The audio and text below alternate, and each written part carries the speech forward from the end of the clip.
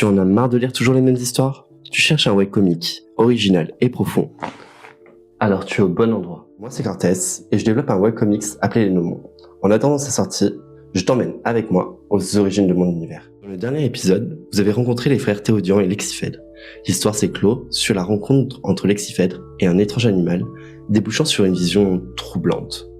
Sans plus tarder, voici la suite de cet épisode.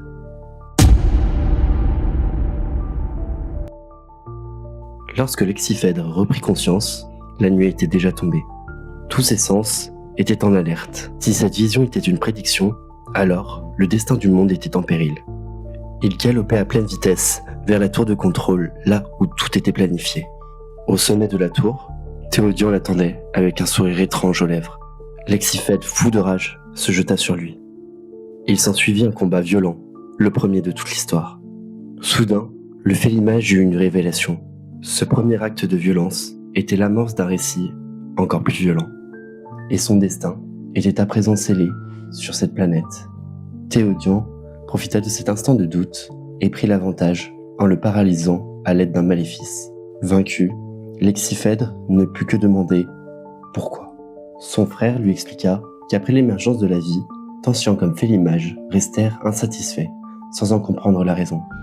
Après de longues recherches, ils en vinrent à la conclusion que ce qu'il manquait pour créer la vie parfaite se trouvait en eux. Ils sacrifièrent une partie de leur pouvoir, ainsi que leur force vitale, et dispersèrent ces deux puissances sur ce monde.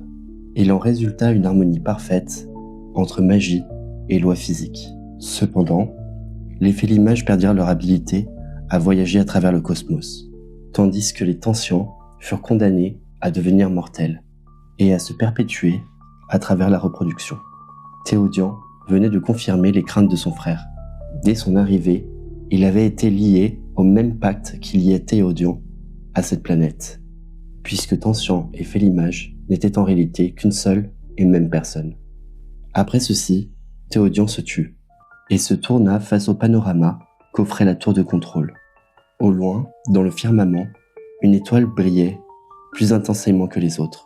Soudain, le ciel s'embrasa, suivi d'un son terrible, comme si le ciel se déchirait. De l'impact découla une lumière si vive que tout le reste semblait plongé dans les ténèbres.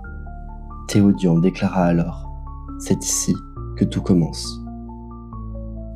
Tu as aimé cet épisode? N'oublie surtout pas de liker et de t'abonner, c'est très important. Ça va me permettre de pouvoir continuer à faire ce que je fais et toi, de pouvoir suivre cette aventure jusqu'à la fin. Il ne me reste plus qu'à te souhaiter une bonne soirée et à bientôt.